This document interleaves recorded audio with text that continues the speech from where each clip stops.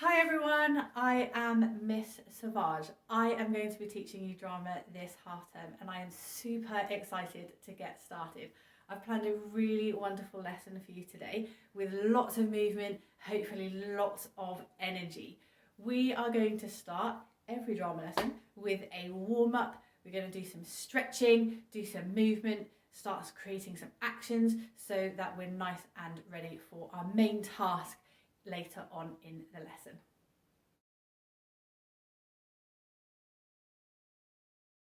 Our first warm-up then is just a little bit of stretching. We are going to start stretching our upper body and then we're going to move down to our legs so that we're completely ready for any actions that we're going to do today. So we're going to start by just moving our head to the side, back to the middle and to the other side and back to the middle, once more to the one side, to the middle and to the other side and back to the middle. We're going to roll our shoulders backwards to get our necks and shoulders nice and loose for the lesson, and then we're going to roll them forwards, nice big circles right up to your ears, up to your ears all the way down, up to your ears all the way down. We're going to shake out one arm, give it a really good shake, feel all the tension from your arms leaving you, and the other arm.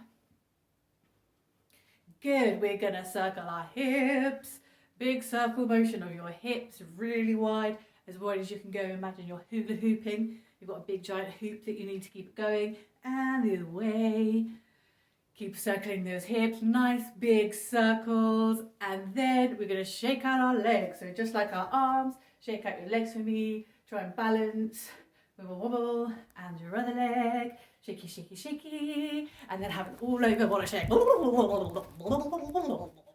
The next warm-up activity that we are going to do is one that you perhaps already know from previously doing it in lessons. It is called the bean routine. So if you know it, amazing. If not, I'll give you a quick recap before we start. So there are so many beans, so many different types of beans in the world, and we are going to try and be each one of those beans. So the first bean that we are going to be is the string bean. So string bean is really tall, really skinny, hands up right up in the air, up on your tippy toes if you can, super stretch, keep yourself super skinny, and this is the string bean. So when I shout out string bean, this is the action that I'm looking for.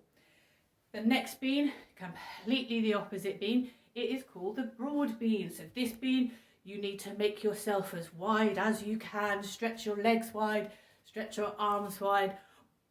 Going to be a big fat broad bean. Okay, so when I shout out broad bean, this is the action that I am looking for. The third bean we have is the runner bean. Can you tell me what the runner bean's action is going to be? Of course, so runner bean, running on the spot as fast as you can. Okay, so we have the string bean, the broad bean, and the runner bean. Amazing. We're going to add 3 more beans to give us our full set.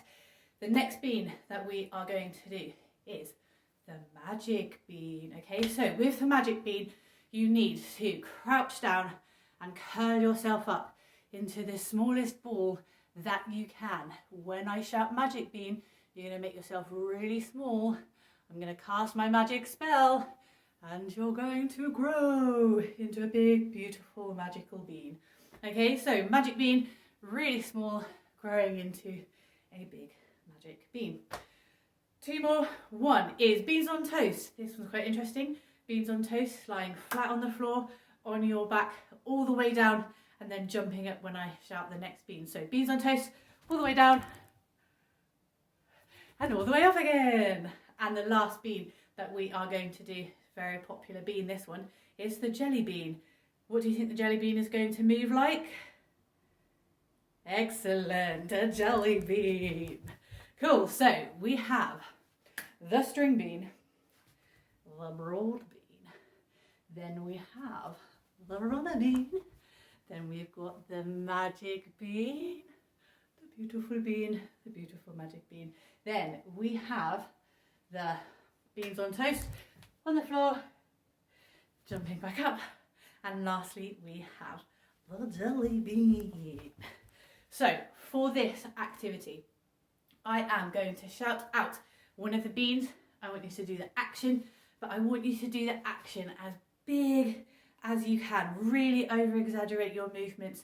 Make it really clear this is all about warming up. So making sure that we're using lots of energy to show each of these beans. We're going to do 2 rounds of this. First one is a practice round, and then the second one, we're going to go through them a lot quicker. So for round 1, your first bean is the runner bean. Running on the spot, really quickly, quicker. What about warming up? Magic bean. Really big. Amazing, back to the runner bean. And string bean. Good, really tall, really skinny. And broad bean. Good, and magic bean. And beans on toast. And jelly bean. We do a cool sound effect here for your jelly bean. And runner bean. And string bean. And last one, magic bean. Ooh, beautiful beans. Wonderful. Give yourselves a round of applause for that first one. And well done for using as much energy as you can. This should get you super warm. You should already feel the energy flowing through you, ready for drama. We're going to do our bean routine once more. I'll do the beans in a different order, and I'm going to shout them out much quicker, and I'm not going to remind you of the action. So this is all on you. Are you ready? Here we go. 3, 2, 1. Magic bean. Runner bean. Beans on toast. String bean. Beans on toast. String bean. Jelly bean. Runner bean. Broad bean. Runner bean. Jelly bean. Beans on toast. String bean. Broad bean. String bean. Broad bean. Jelly bean. And relax. Well done, guys. Give yourselves a round of applause for being the best beans that you could possibly be. In our first drama lesson today, we are going to look at a really important drama skill called characterization. Characterization in drama is all about how we use our whole bodies, including our facial expressions and our voices, to create a character that is believable to an audience or somebody who is watching us acting out a particular character. We're going to start off with a really simple task. It's a walking task. Perhaps it's something that you've done before, so you should be super ace at this already. I want you to think about yourself as the character, if you like. You don't have to think of anybody in particular. You can use yourself for this character. And I want you to imagine yourself. So just close your eyes for a second and get focused. Think about yourself. Think about just how you would walk normally. And what I want you to do is I want you, in the space that you're in, either to walk on the spot how you think you would normally walk, or you could just take a little walk around your space. So this is how I would normally walk as me. So I would hope that if somebody sees me walking into a room like this, they're like, oh, there's Miss Savage. We know it's Miss Savage. That's how she walks. Super simple. The next thing I want you to think about is to imagine you are Miss Savage or you are an astronaut. So I'm going to be Miss Savage, the astronaut. Always wanted to be an astronaut. Absolutely love space so much. I'd really love to go to space. But I'll stick with drama for now. So I want you to imagine you're an astronaut. I'm going to pretend to put on an astronaut helmet so I feel a bit more in the mood and a bit more space-like. So I'm going to imagine I have my astronaut space helmet. I'm going to step out on my rocket, just made it to the moon, okay? And I'm going to go for a walk on the moon. How are you going to walk? There's no gravity on the moon, but you might have some really cool space boots that will help you out. Perhaps have a sense of floating away. So I want you to walk around your room, like you're in space. And notice how already, because I'm in space, and that's where my imagination has taken me to space, I'm talking a lot slower because I'm trying to characterize, create a space character. Oh, a little topple in space there.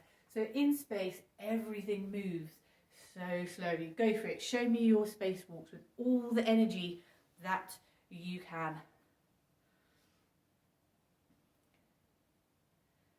And relax. Amazing. Some good spacewalking. The next place I want you to imagine, I'm going to take my space helmet off actually, so that I know that I'm not in space anymore.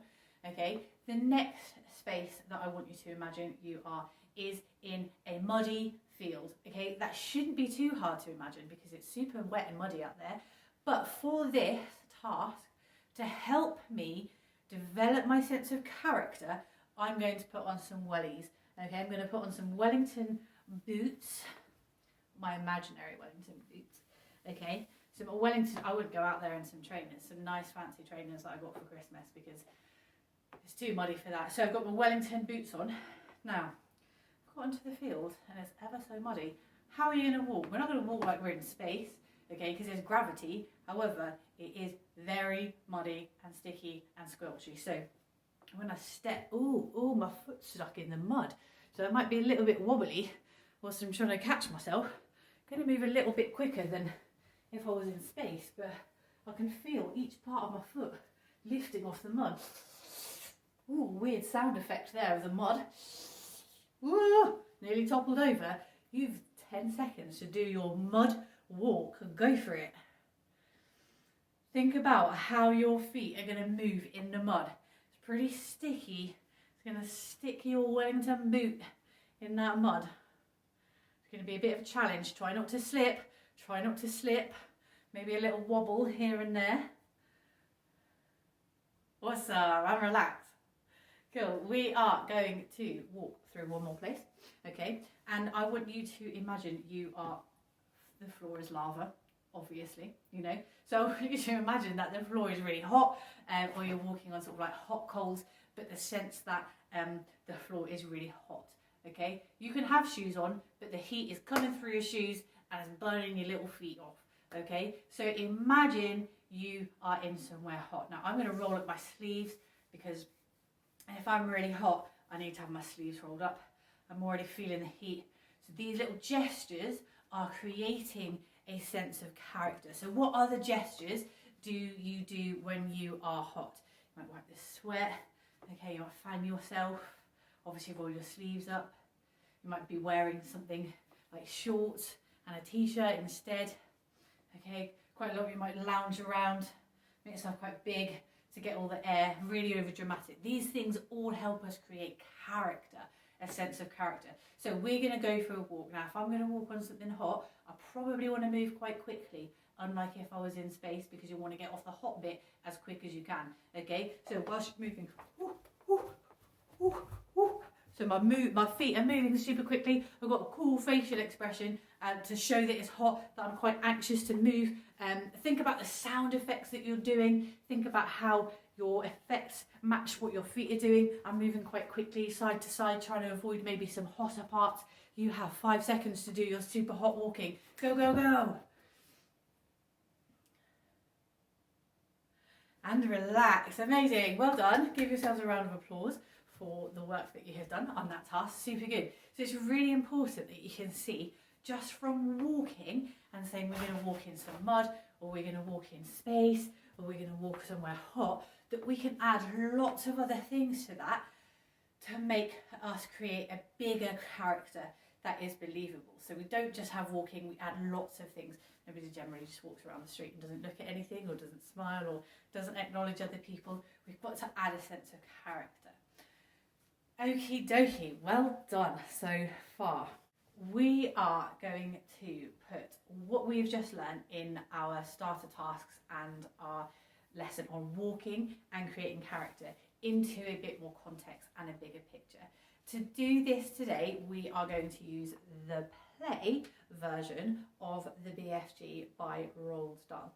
Now I've picked this story in particular because it has some really interesting characters, and it gives us a really good opportunity to create characters that perhaps we wouldn't encounter before, and it enables us to use our imagination to perhaps create additional characters that we could add into the story if we wanted to.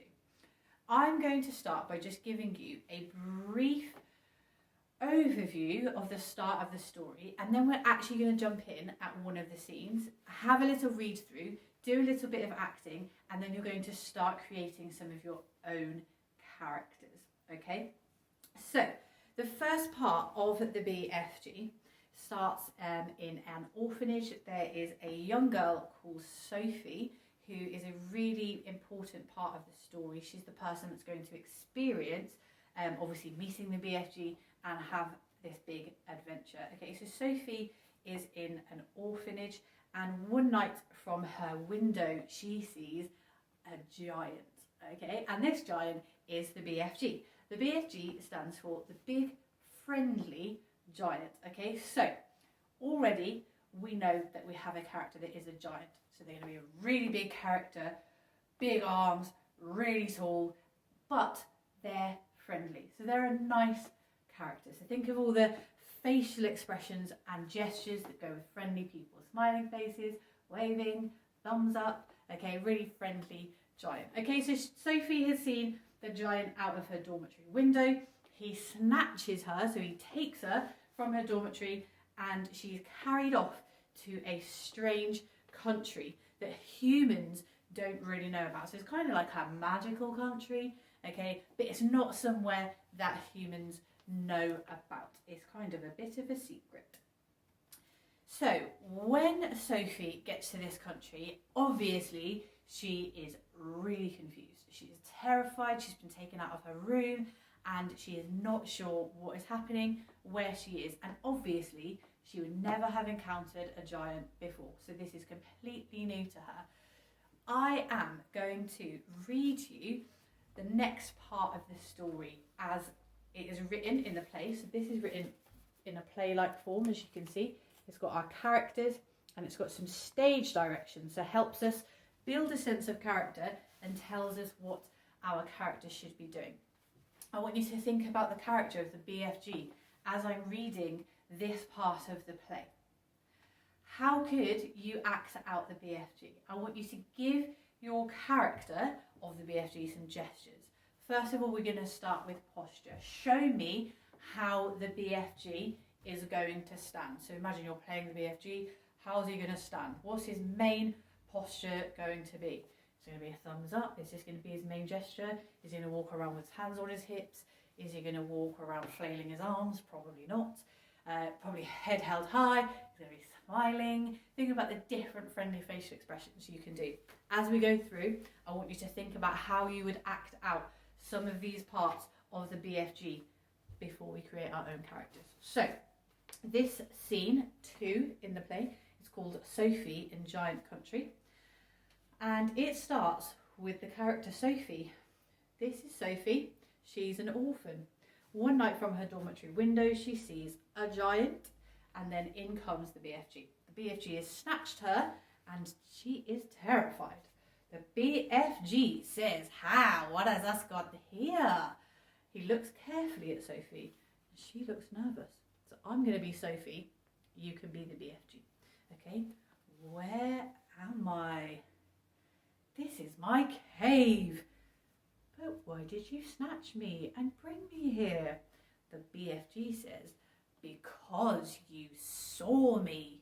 If anyone is ever seeing a giant, he or she must be taken away Ipswich." Why? Human beings is not believing in giants, is they? Human beings is not thinking giants exist. Okay, already, how can you tell the difference between me being the BFG and me being Sophie? I have a different voice. So there's one way we can create character for a particular person, animal, etc. etc., we can give them a particular voice. They could have an accent. We can use different pitch, so how high or low our voice is. We could use different dynamics, so whether they're really loud or they're quite quiet and timid. Okay, so I'm going to try and add some dynamics into my voice, with Sophie being perhaps quite quiet and the BFG being quite loud. Okay, think about how you're acting this. Think about how your gestures. You might decide that whilst the BFG is talking, he's just going to move around the room. I'm not going to do any more gestures, so that you can think of your own and you can use your imagination to create that character. But I'll carry on doing some of the voices so that you know the difference between Sophie and the BFG. So, Sophie is saying, I do believe in giants. Ah, but that is because you have seen me. If I hadn't snitched you, you would be scuttling around yodeling the news on the telly bunkum box that you were actually seeing a giant, and then a great giant hunt, a giant look-see, would be starting up all over the world, and human beings would be trying to catch me and put me in a zoo with all those squiggling hippodumplings and crocodile dillies. As we can tell, the BFG is using some really interesting words to describe what he thinks we call things. So obviously his hippo dumplings, what do you think they could be? A hippopotamus in the zoo, and crocodile dillies are crocodiles. Good. So we're going to carry on. We're going to come across some other characters soon. Think about your BFG character. At this point, you might decide you want to switch to Sophie, and you might want to be the quite timid, curious. Before we move on, if you are switching to Sophie and you want to act out some of her character, how do you think she would be showing her emotion in her facial expression? Show me some curious or some concerned or some scared facial expressions that you could use for the character of Sophie. Good. Okay, so she's quite timid, she's quite shy, but obviously she's stuck with the giant, so she's talking to him. So think about how you might show Sophie as quite a shy character. So what's going to happen to me now? You will just have to be staying here with me for the rest of your life. Oh, no. Oh yes, now I is hungry. Please don't eat me just because I is a giant. You think I is a man goblin cannibal? No. Oh good. So lots of relief on Sophie there. So think of a gesture of relief. She's not going to be eaten after all.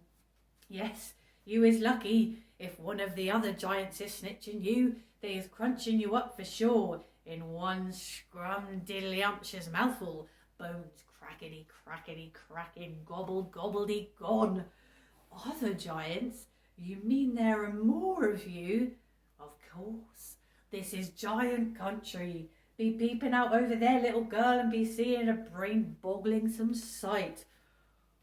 Gosh. And this is where you guys come in. So, I am going to give you some of the names of some of the giants, the other giants that Roald Dahl uses in the BFG. And we are going to use our skills of characterization to create some movements and some gestures for these giants before you create a little monologue for your giant. Okay, so in Giant Country, Sophie comes across obviously the BFG, and he is now going to introduce some of the other giants. The first giant he is going to introduce is called Bone Cruncher. So what do we think Bone Cruncher is going to do? How is he going to stand? How is he going to walk? I'm not going to give away any sort of, is he good, is he bad? Evidently, think about his name, okay? But his name is Bone Cruncher. What is he going to do? I want you to move around in your space as you imagine Bone Cruncher would. See if you can give him like a sound effect, a particular noise that Bone Cruncher uses. Go.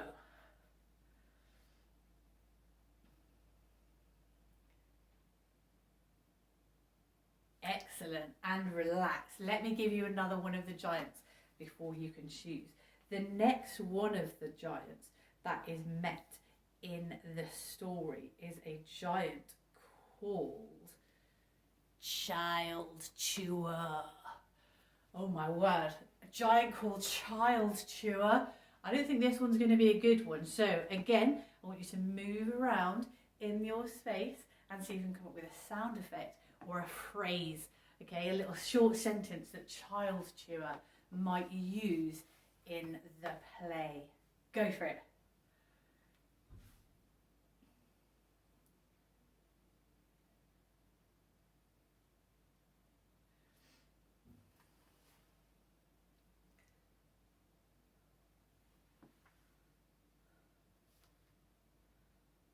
Amazing. And relax. I'm going to give you 2 more giants before you pick something of your own, and you could do a little extra task before we finish.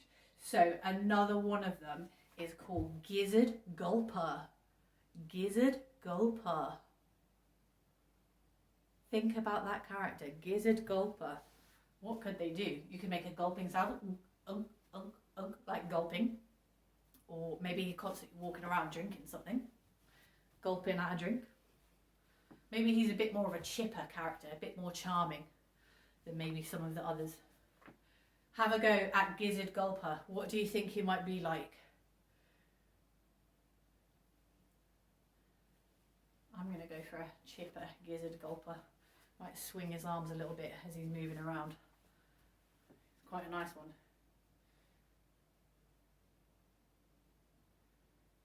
And the next one, or the last one I'm going to give you, is called Flesh Lump Eater. Flesh Lump Eater. Bit grisly. Bit grisly. So these giants don't sound particularly friendly, evidently. Maybe except for Gizzard Gulper. What do you think Flesh Lump Eater might be like? Is he going to have a sound effect? I imagine that Flesh Lump Eater is probably one of these giants that just sits in a big chair. He's got like a big belly. He's probably patting his belly, just constantly like eating things. Maybe like picking up little insects or little slugs or something from the floor that just come too close. Just like a big jelly belly. That's my idea of Flesh Lump Eater. You can take that idea if you like, or you can come up with your own giant type. So you can use one of those giants if you like, or you can create a giant of your own and give your own giant a name. Okay, what I want you to do, and this is something you can do without me, even though it's the main task. So you can do this today, and we can continue on with this in our next lesson.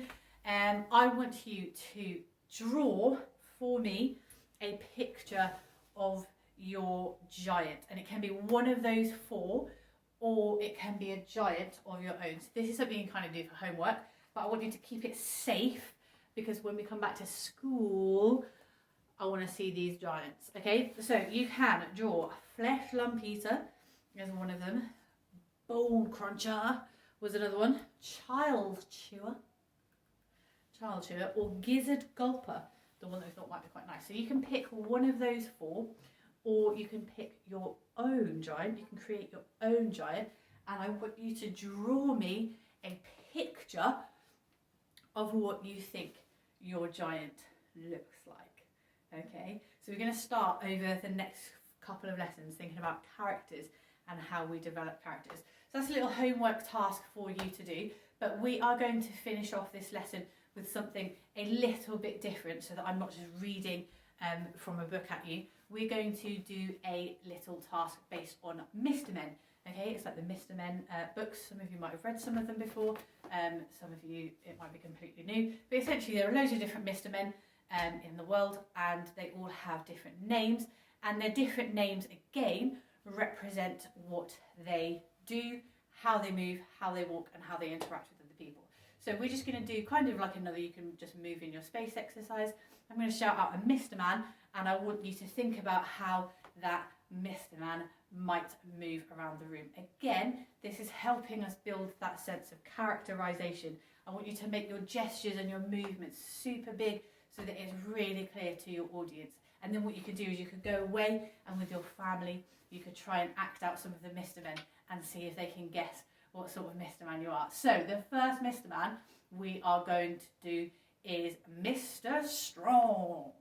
So think about how Mr. Strong would move around the room. He's got muscles, he's really strong, he might walk around lifting his weights, okay? Think about how Mr. Strong would speak. So he might, I am Mr. Strong, okay? Can you do an I am Mr. Strong for me? After 3, 1, 2, 3, go. Good. So I hope you gave him a really cool voice. Okay, the next Mr. Man we are going to do is Mr. Snow. Okay, he's a real Mr. Man. We should all be able to do this one fairly easily. It's pretty cold out there. So, Mr. Snow, how would you move if you were Mr. Snow? All in the name. It's going to be gold. I want you to give me an I am Mr. Snow in a Mr. Snow voice. After 3, 1, 2, 3. Good. I hope you embraced all his coldness, his shivering. Okay, we are going to do another one, and I would like you to show me Mr. Slow. Okay, so how would Mr. Slow move? Really quick fire. Give me an I am Mr. Slow voice after 3. 1, 2, 3. I am Mr. Slow. Good. Okay, and we're going to do one more to finish up this lesson. We are going to do a Mr. Cool. Okay, so think about Mr. Cool. How's Mr. Cool going to walk? Maybe a bit of a swagger. He'll walk around pretty cool. Yeah, a little raised eyebrow. Mr. Cool, you know. And I want you to give me an I am Mr. Cool voice after 3. 1, 2, 3. Good, and relax. Boys and girls, give yourself a huge round of applause for all of the work that you have done today. We have covered so much already. Think back to our bean routine at the very start, our walking, our characterising some giants, and then thinking about our Mr. Men at the end. I've had such a cool lesson. I'm so excited again to see you next lesson. I hope you have a really wonderful week, and I will see you soon. Don't forget to draw your giants for me. Bye.